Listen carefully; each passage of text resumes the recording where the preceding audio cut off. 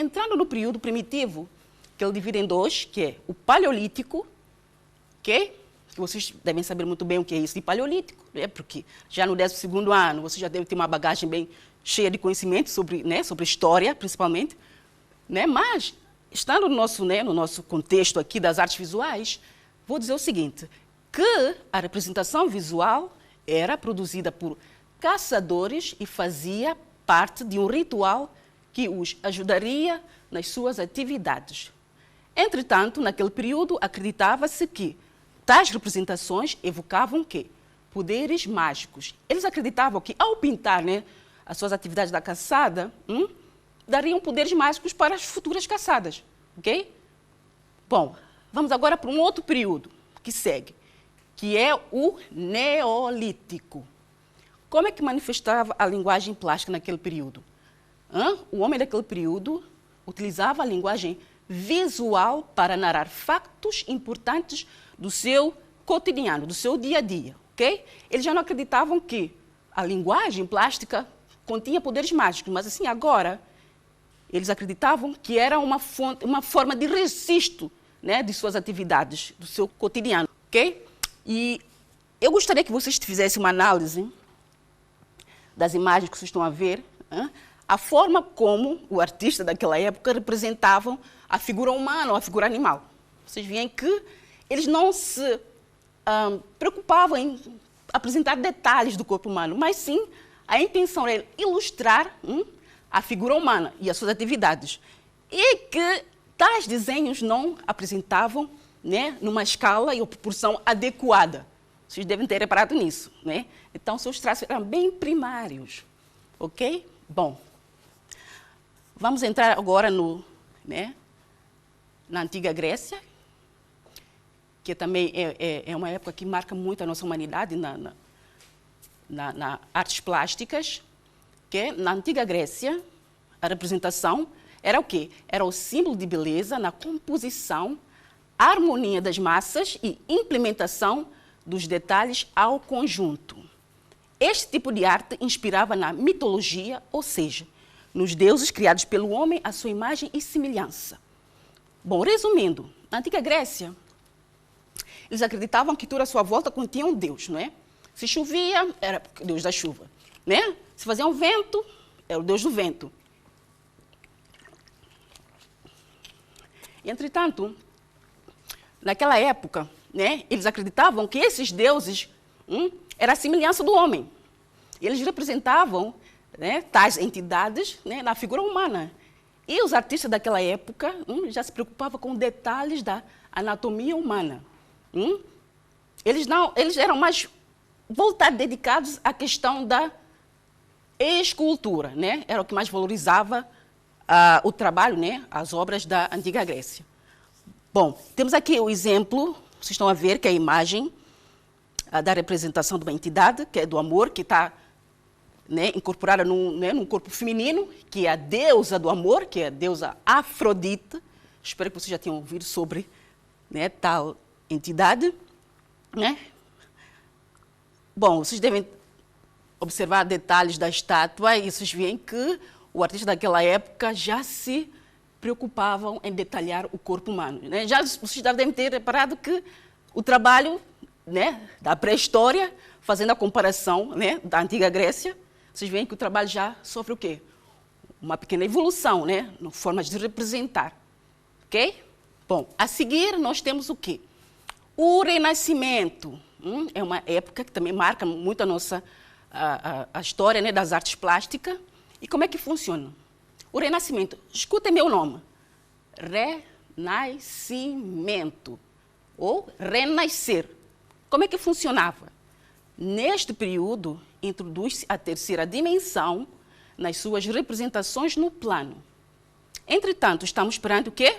A descoberta da perspectiva rigorosa, com a implementação dos elementos largura, altura e profundidade. Okay? Naquela altura, né, do Renascimento, o artista já se preocupava em representar as coisas tais quais elas eram. Imaginemos, estão aqui dois trabalhos importantes. Vocês estão aqui a ver 2 exemplos de trabalhos de artistas em épocas diferentes, né? A época medieval e a época do Renascimento. Vocês devem analisar o seguinte, que existe uma evolução, né, da época medieval até o Renascimento. Vocês veem que o artista do Renascimento já se preocupa em retratar as coisas de acordo à realidade, né? A questão da altura e largura e profundidade do plano de fundo. Vocês veem que não acontece no trabalho medieval. Vocês veem que, sim, se ilustra ali a figura humana, né, mas não se atém muito à questão da perspectiva, ok? E tem outro pequeno detalhe, meninos. No Renascimento, se tem muita preocupação de aplicar muito a questão do efeito da luz e sombra. Vocês devem analisar bem o quadro do Renascimento, né, que é do Rafael, que é a escola de Atenas. Né, o artista ele se preocupa muito com esses detalhes, né, de retratar tudo o que é real.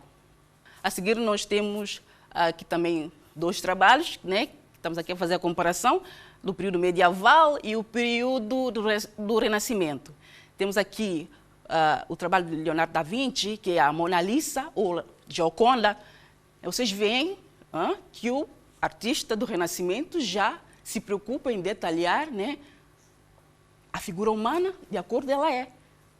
Observem bem o trabalho do Renascimento e o trabalho do medieval. Vocês não veem grande diferença. Qual que para vocês está mais próximo do real? É do Renascimento, ok? Bom, aqui nós temos ainda um trabalho do Renascimento, não é uma fotografia, é uma pintura plástica, em que o artista do Renascimento aqui, né, vocês estão a ver aqui o efeito da cor, luz e sombra, que está mais próxima do real, que até parece que é uma fotografia. Né? Mas não, é um trabalho feito por um artista, né?